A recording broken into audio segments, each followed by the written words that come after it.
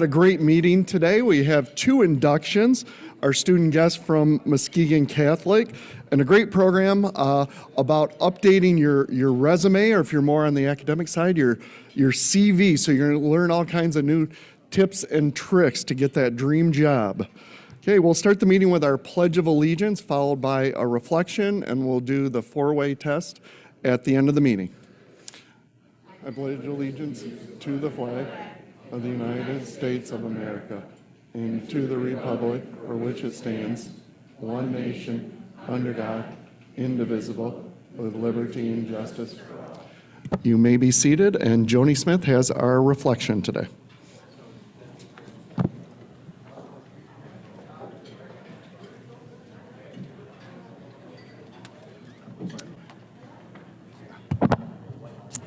I'm a little tall. By request, the Rotary International had a very moving piece this week, so I shall read that for our invocation, and then we'll have a moment of silence. It is a tragic and sad time for the people of Ukraine and the world.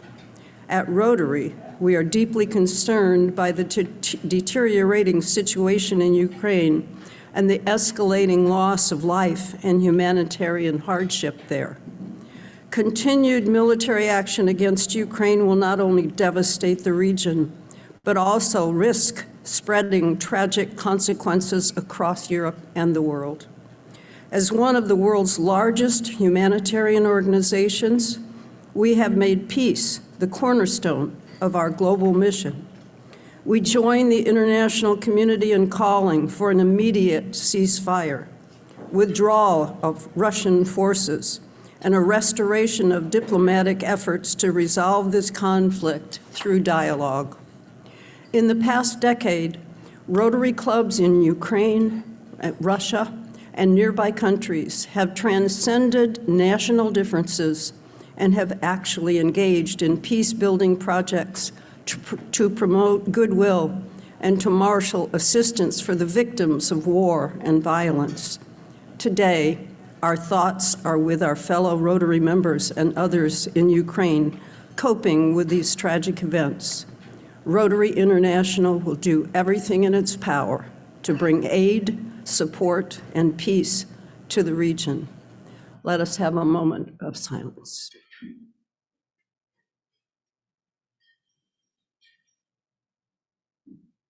Amen. Thank you, Joni and Rotary International. Enjoy your lunch, and we'll be back with our visiting Rotarians and student guests shortly.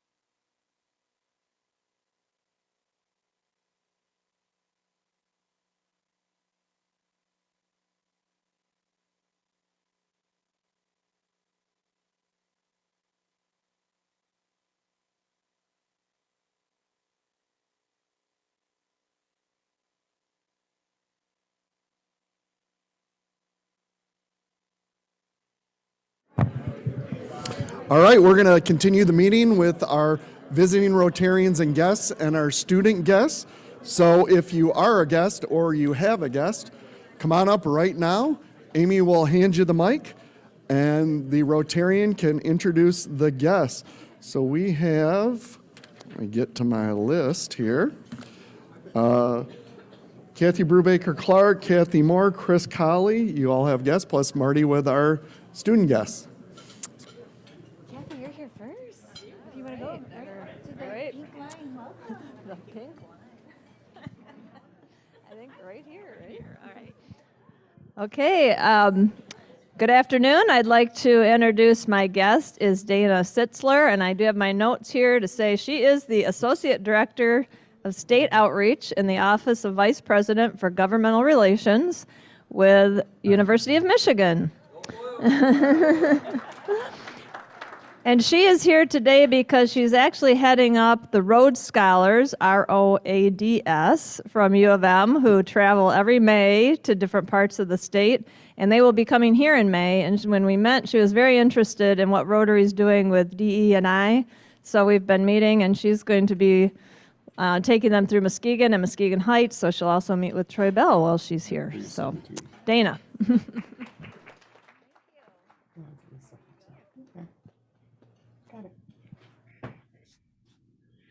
Good afternoon. I am Kathy Moore, and it is my pleasure to introduce Lionel Alexander. He is the Director of Recruiting at a company. The initials are HPM LA, and his specialty is leadership development, change management, and talent acquisition. And I'd love for him to be a member and get to know these Rotarians much better. Great group of people. Thank you, Lionel.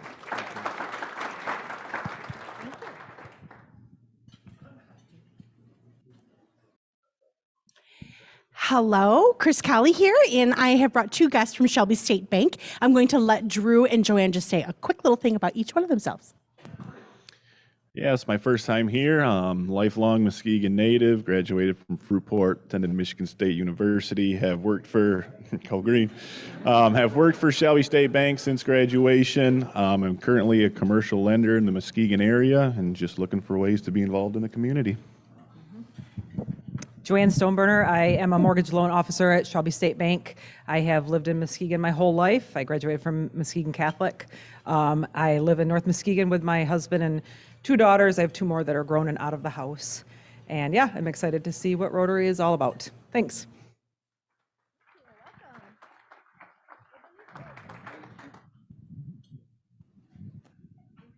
Come on over. All right, so just keep an eye. Good afternoon, Rotary. It is my honor to introduce Muskegon Catholic Central Crusaders. To introduce two of their seniors is Matt Callow. He is the principal at the high school. Hello, I'm Matt Callow. I've been at Muskegon Catholic, well, my whole life. I graduated from there. I've taught there for 9 years, and this is my first year as principal. But I brought two of our seniors. It's actually our senior executive board president and vice president with me.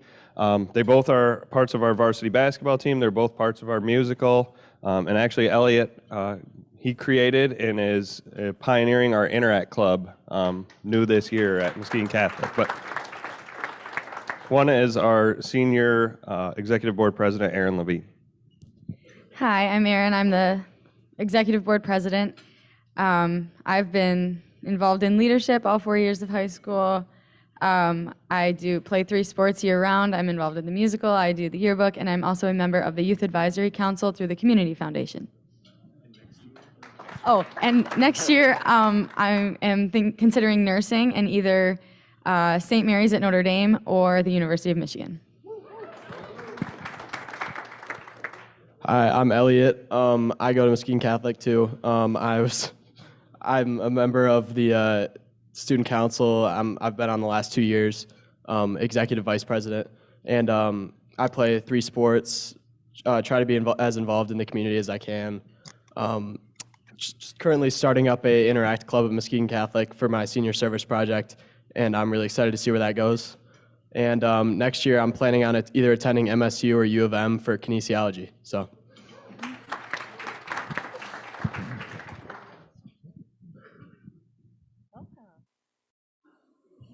Okay, Chris Colley has our program. Chris, if you want to come on up and introduce our speaker.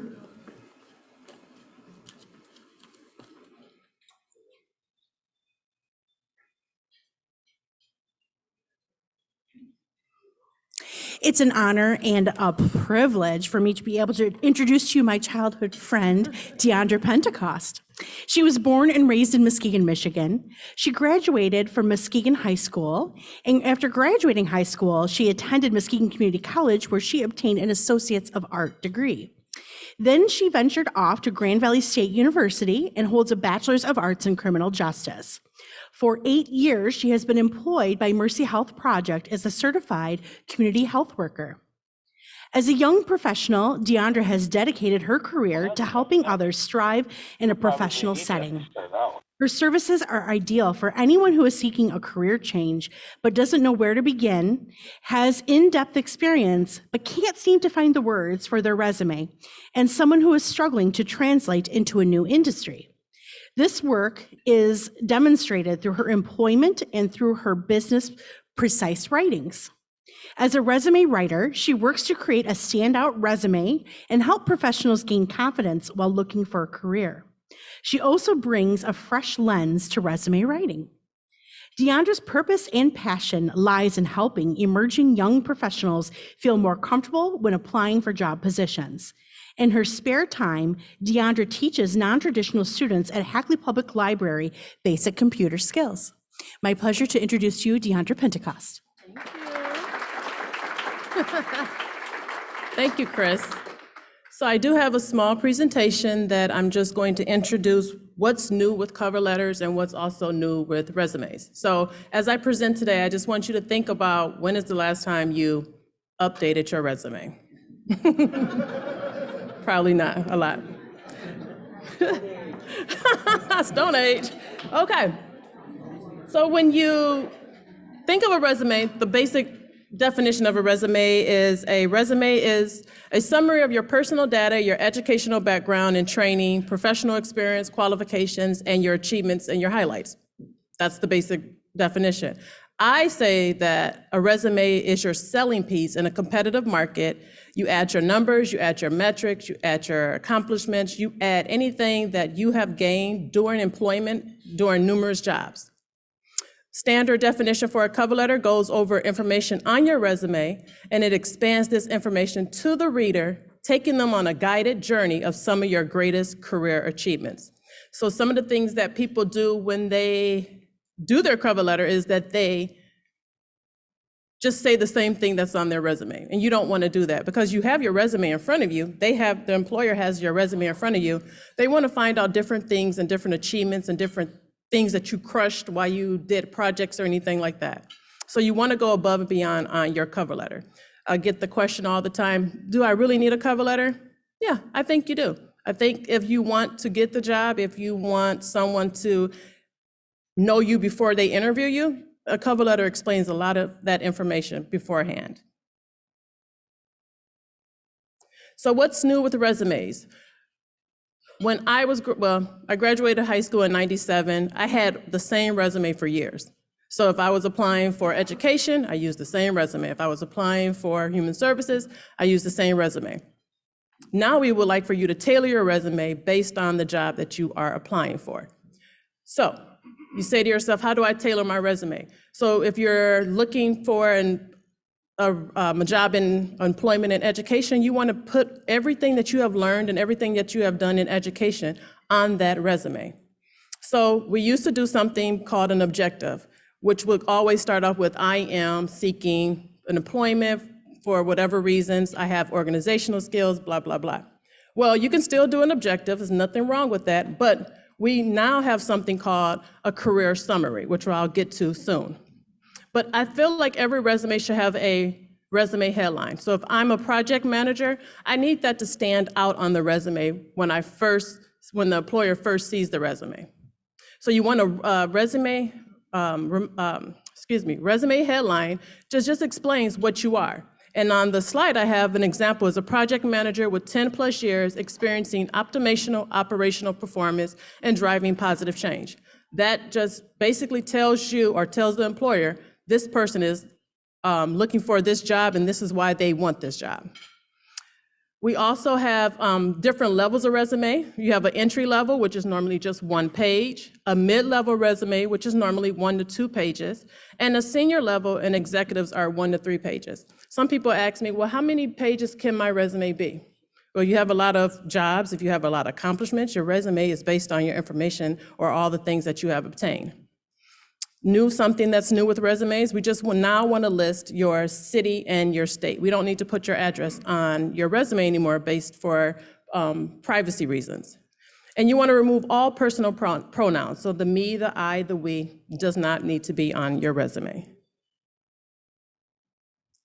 What's new with resumes? This is the career summary that I was just explaining. So your career summary needs to always explain why you want this position, what you bring to this job, or what can you bring to this job, your top achievements, anything data-wise that you want to add, you can also put that in your career summary. So the career summary took the place of the objective. So when you're doing a resume, you always see words like assist, provide, responsible, which is still fine, good words to use. But there's a whole vocabulary of other words that you can use that make your resume stand out.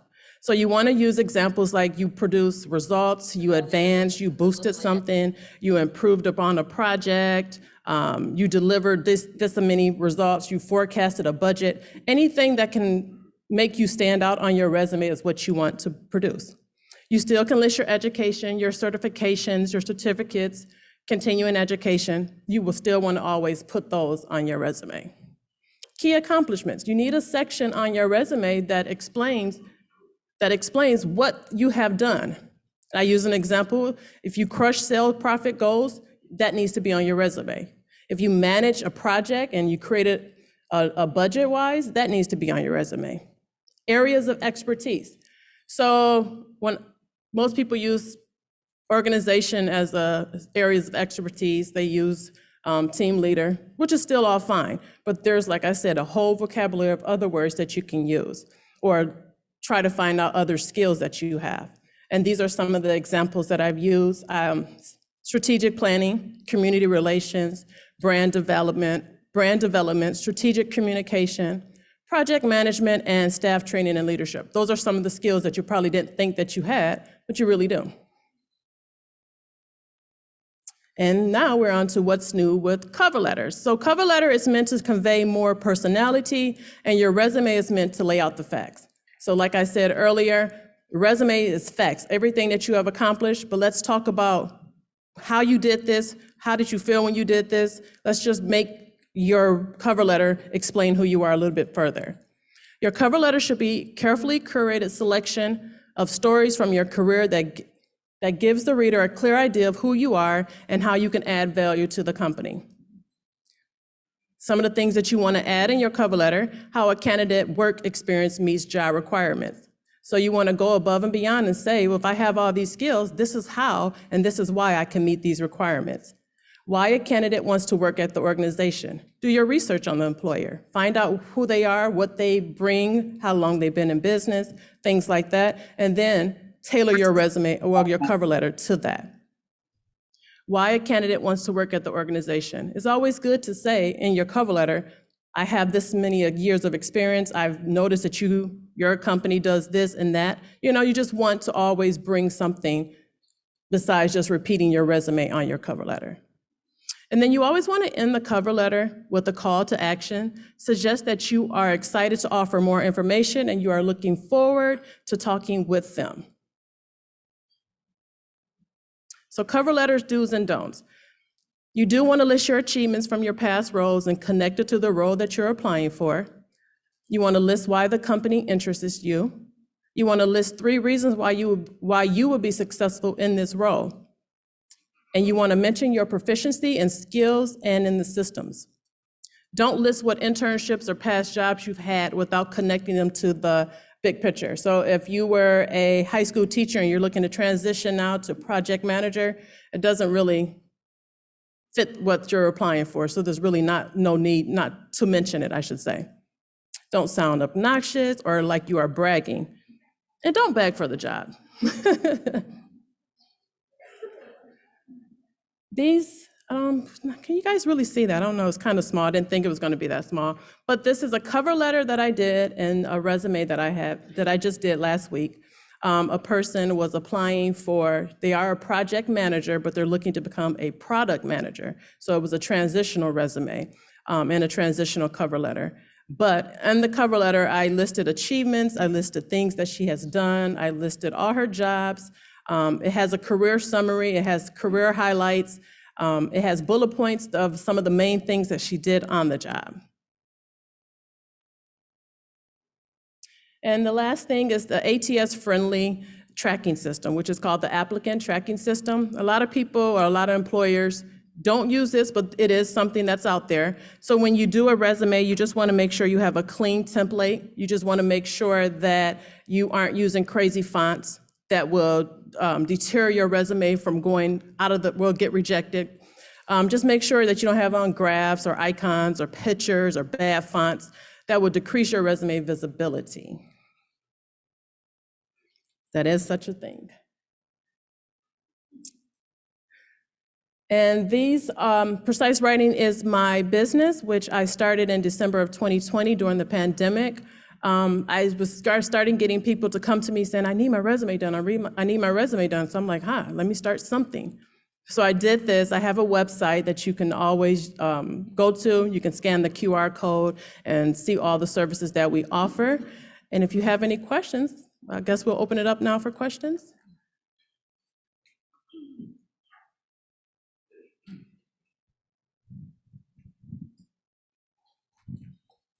Quick question for you. I'm now beginning to see a lot of resumes that come over with photographs on them. Can you give the pros and cons of that? So there is a such thing as discrimination. You don't want to be discriminated prior to getting an interview. Only time you probably would need a picture, or if like you're an artist, or if you're in the entertainment industry, that's a total different. But a lot of people need to remove your pictures just because you don't want to be stereotyped prior to getting an interview.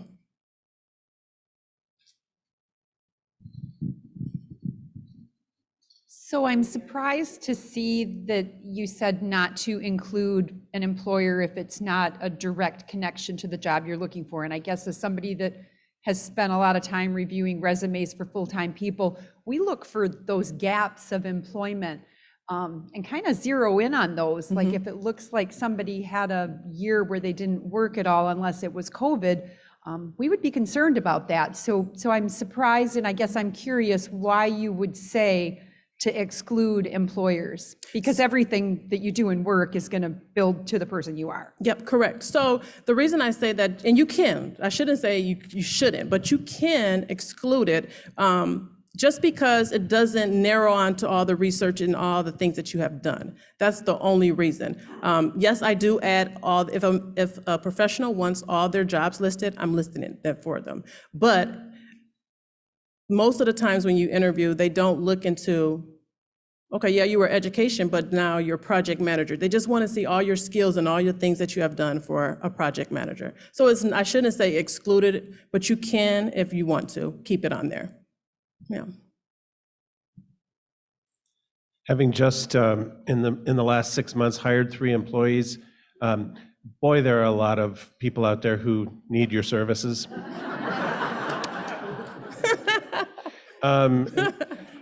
That being said, you know, when I'm interviewing somebody, I do want to know what their writing skills are.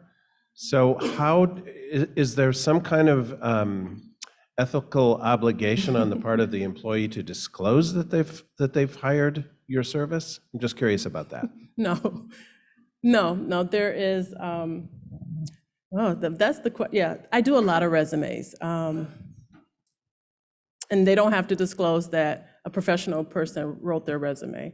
The funny part about you asking that question is because people get hired and they say, well, my resume was so written well that they hired me. And they're lacking the skills. So it's a hard thing, but you know, people want the job, so they hire someone to make them look good. My job is to get them the interviews. Yeah. They still have to interview, yeah.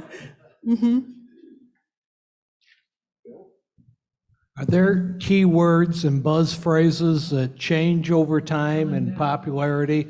And are there any words that you absolutely need to avoid that might send a bad signal? No, I don't think it's send a back signal. You just don't want to keep using the same words for each job. So if you use responsible in each job, try to think out the box and say something like instrumental in developing or instrumental in providing this. Just, you would want to think of different words to use. You don't want to see assist and provide on each job bullet on your resume. Yeah, just try to think out the box. But it's not going to deter you from getting a job. Yeah. What do you do in terms of especially women who have childbearing age, or also men perhaps that they've had a year or two or longer in which they've been out of the job market? How would that, apparently it could raise a red flag. How do you deal with that? You just explain it. That's when you produce a cover letter. You explain that you were out of work due to maternity, or you were out taking care of a caregiver, or you were out taking care of a parent. You know, you have to explain things. Yeah, resume gaps don't look too good, but it happens. So that's when you explain as much as you can in the interview and explain why you have these career gaps. I want to piggyback on Andy's thing about resumes that aren't up to snuff. Do you see younger generations needing this particularly more, this skill, this ability to put it all on a paper? And as you look at the people you're working with, do younger generations feel differently about resumes than many of us may have been raised to think about them? Yeah, my goal when I started Precise Writings was to help young professionals. So I wanted to help the professionals who didn't know where to go, who just have bullet points of what they done, or they just list their college education. So my goal was to help anyone that was a young professional up and coming. But all resumes, if you were an older adult or a younger professional, some are bad. You know, some are really, really bad. So it doesn't matter the age. It's just helping someone figure out different words to use and helping them figure out, yeah, you've done a lot of things in your employment. Let's just list everything that you've done. Let's put it out there. And people don't do that. They don't brag on themselves. So people find it hard to market themselves. All right, any other questions? Let's give Deandra a round of applause. Oh, thank you. Yes, great job.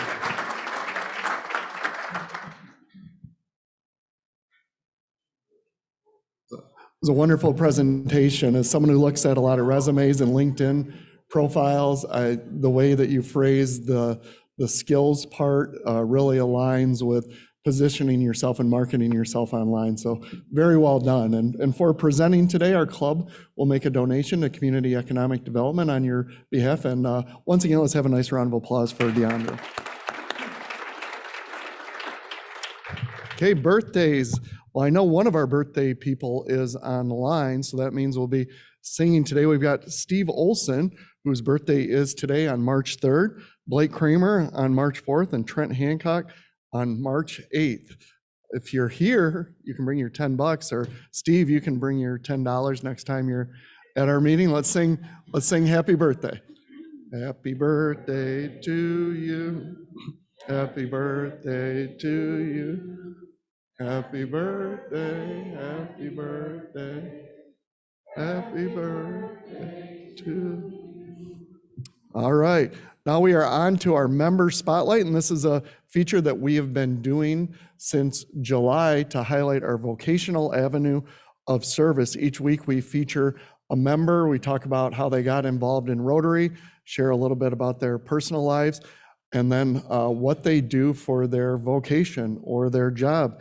And this week, we're going to hear about Lisa Tyler.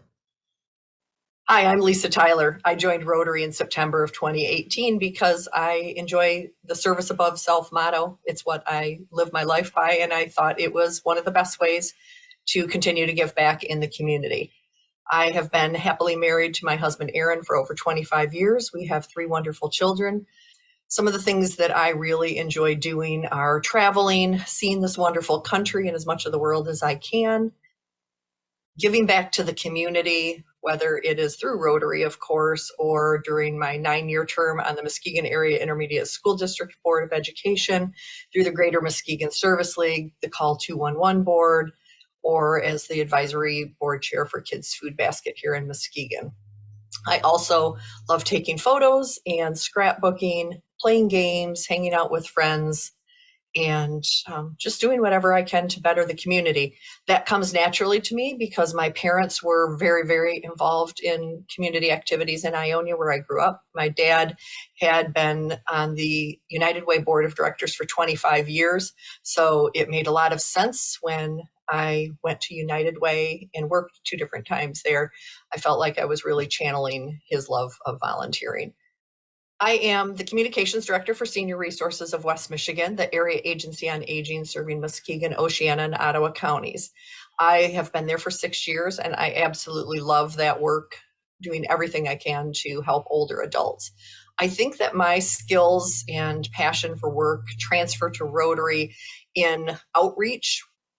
I really am very big on being involved in the community and trying to reach out to others, and I think that's a real assistance for Rotary in working on messaging and just trying to get the word out in any way that I can about Rotary and all of the great work that it does in the community.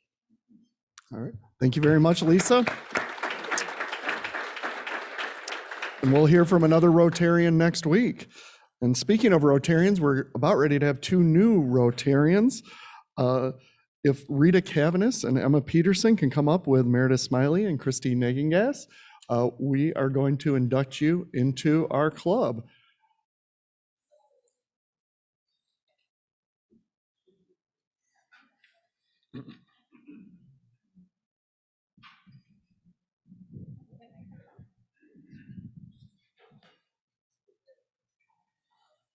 All right. My name is Meredith Smiley. I think you guys recognize me from championing Grape Escape Preview. It is my delight to introduce to you Rita Cavanis. For the last 4.5 years, Rita has worked alongside the dynamic team at the Hope Project. Rita's responsibilities are to oversee case management and social workers on staff, and she also oversees the mentoring program and the housing programs at the Hope Project.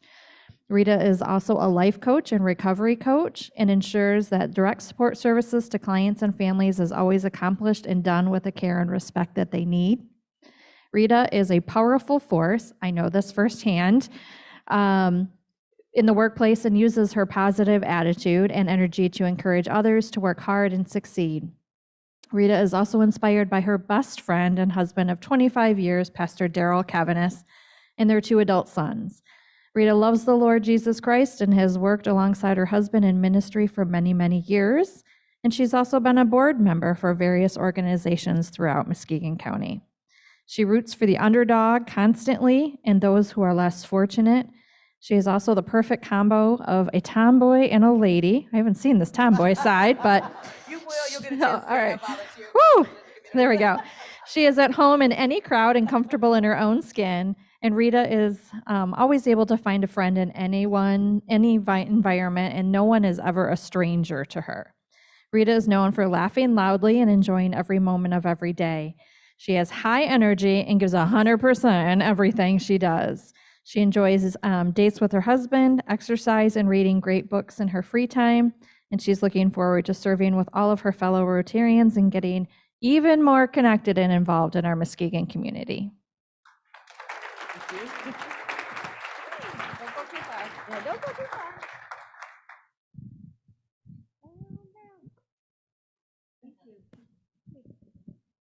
Where's the spot?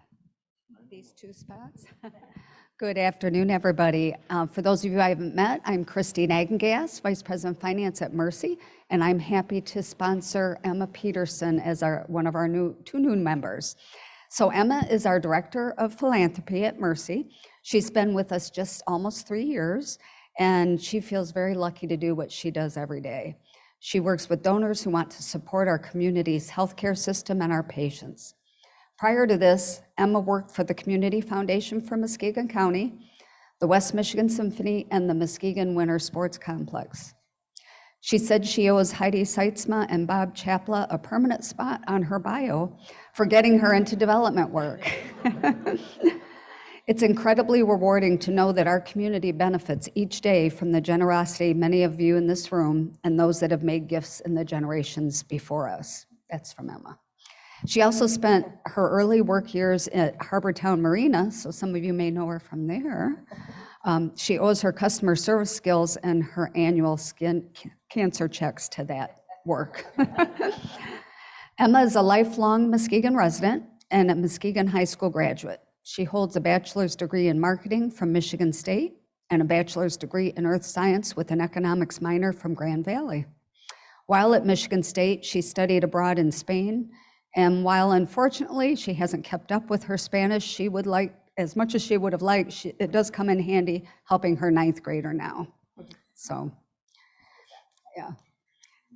If this seems like an eccentric combination of education, she wants you to know that in the development world, it makes perfect sense. Everyone seems to fall into this type of work from different backgrounds. So many of you may know, Emma's married to Frank Peterson, who's here to root her on, and they have 5 kids. Lila 14, Olivia 14, Elsie 12, Stella 12, and Calvin 9. So that's a busy household. They live in the Nelson neighborhood in Muskegon with their 2 dogs, Bruno and Lenny. And yes, the dogs are as important a part of as her bio as because she's become a dog mom. Just ask Frank, it says. We'll see. Emma is on the board of directors for the West Michigan Symphony and the Block, and she is a committee member for the Big Red Education Fund. And Tim Arter's already recruited her to be a part of the Rotary Pints for Polio event committee. So it sounds like they've already met, you said last night, so she's well into it. Pores for polio. Oh, pores for polio. Sorry, Thank you. While most of her free time is spent driving kids around, she also likes skiing, traveling, good food and wine, and hitting up as many of the community events as possible. Emma's excited to be joining Rotary because the people, the conversation, and the service are top-notch. She has a heart for Muskegon, obviously, and she knows that everyone in this room does too. So help me welcome Emma.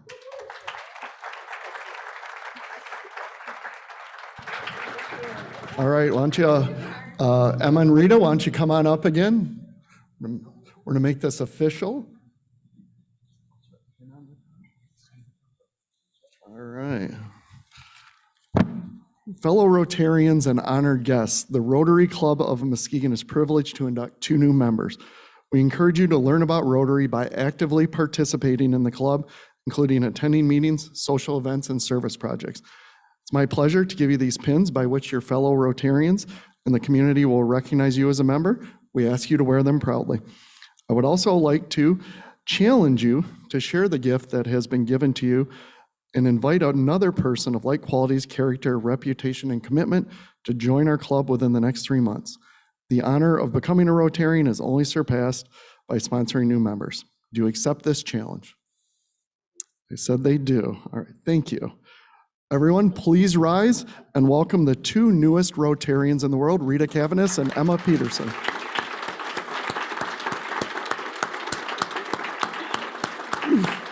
You can be seated. Those are 2 of the best bios that I can remember at a meeting. I hire you guys to write bios.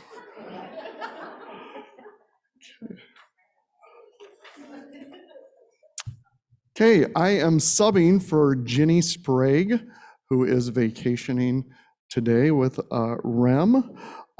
For your brave Rotarians for March Madness, we do this every year about this time, where for $100, you can have the chance to receive a Paul Harris Fellow. And the way that it works is there are 32 slots available, and for $100, you can get one of these spots with a chance to win one of 3 Paul Harris Fellows if we fill all 32 of these spots. So far, we have 18 spots filled, and number 17 is Susan Besteman. So if we don't get 32, Susan's out of luck. So is anyone else interested in participating in the Brave Rotarians?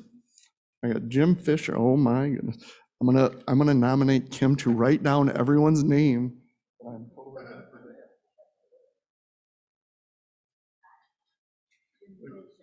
We got Jim Fisher, Frank Peterson, Emma Peterson, Roger Morgenstern, Christine Agingas, Don Crandall. Am I going too fast? No one knows shorthand anymore. I don't even think that's a thing. Don?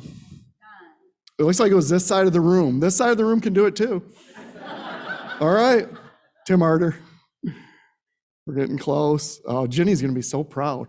I do wanna say with the latest raffle that we did for the district, our club bought 33 tickets, and I wasn't sure if that was a lot or not, and Ginny said that was the most ever. So whatever we did last time was pretty good for the district raffle. All right, so I think we're up to about 20, what do we got? 24, so we're gonna need 8 more next week because the tournament starts on St. Patrick's Day. Are you raising your hand, Jean Fethie? Jean Fethie is in also. All right. Watch John Nolan. If anyone else scratches, they're going to be in too. This is like a rainbow auction. So, little less expensive though. Okay. Thank you. Thank you very much, Kim. Up to 27 now. All right.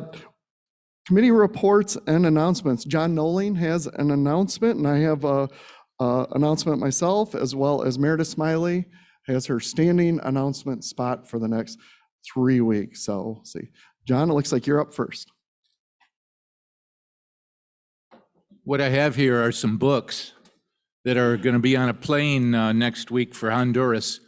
And I also have a suitcase full of school uniforms for Honduran school children, blouses, skirts, and trousers.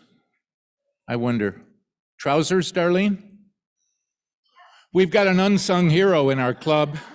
Many of you don't know that for years, Darlene has been hitting up all the thrift shops, and any trip we have going overseas representing Rotary, she has 50 to 100 pounds of clothes and books to put on the airplane with our travelers. This year, Mackenzie Covington from Orchard View, Eliza Piper and her father, Dr. Travis Piper, are representing our town, our club. Both of these young ladies are interactors, and they are really pumped up for this trip, but they are going to carry these things, and I just think it's time for us to have Darlene stand and take a bow in front of this whole club for what she does.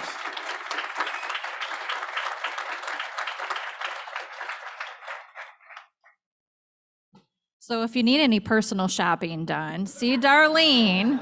You know, she'll be happy to take your credit card, cash, or check. Speaking of fun times, we are still in need of some RSVPs for Grape Escape Preview, which is actually 3 weeks from today. So please get into Eventbrite. It's in your RIM, it's in your email, it's on Facebook, or you can just email me personally, and we would be happy to take a little cash off of your hands for a culinary delight at Baker College. And so again, all of the proceeds this year do go to Rotary. So sign up and enjoy a famous meal at the Sim. Sure, if you come up here, you do. Otherwise the people on Zoom can't see you.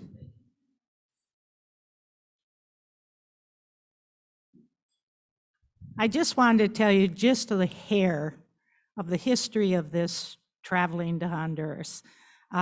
Mark, what year did we go? A long time ago. 2008, okay. I came back from that trip and I said, oh my gosh, no infrastructure. What could I do to help the world? And the first thing that came to my mind was looking at their educational system and the fact that almost no girls were educated, primarily because of costs, low wages of pay, companies run by our great America paying the employees very little. And so I decided that one step I might take is to help those children become educated and have a chance in the world. And that's when I began my project. But I wanted to acknowledge that when I began the project, Rightfully, Muskegon Catholic happens to be here, and they had a uniform closet, and I didn't really know where to get the uniforms, and they were kind enough to donate some. And then it just kind of grew, and I found a lot of connections. But I wanted you to know that whoever goes on a trip to Honduras will never come back the same. All right, thank you very much, Darlene. All right, the last announcement is Rewind meets tonight at the Salty Pecker. If you don't know what the Salty Pecker is, you should go to Rewind tonight. It is Norton Shore's first microbrewery. Okay, raffle. I think Ed Henriksen has our raffle today. What are we doing first? And Bob Skolnick, I'm going to trust you to look at the tickets that I left at my spot. So $10.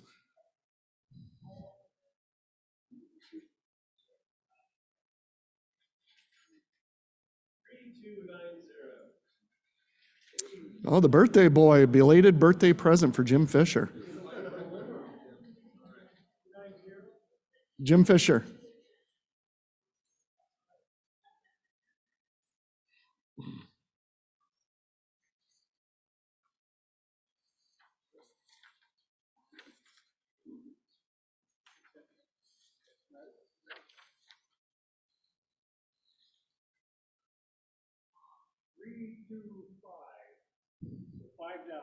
$325.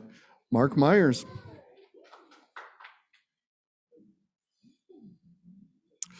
But you just pay your birthday money forward? Wow. Yeah, paid it backwards.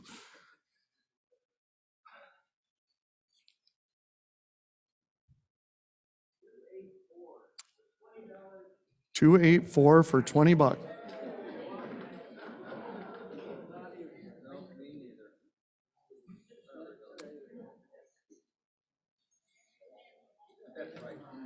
All right, that brings us to the conclusion of our meeting. There seemed to be some debate about who won over there. I think Nancy's taken it. No surprise. Okay, thank you, Dina, Lionel, Joanne, Drew, Aaron, Elliot, Matt, Deandra, and welcome Emma and Rita to the club. Next week's program will feature an update about the farm, West Michigan's food processing initiative. If everyone can please rise, we will do the four-way test. Of the things we think, say, and do, is it the truth? Is it fair to all concerned? Will it build goodwill and better friendships? Will it be beneficial to all concerned? All right, we are adjourned.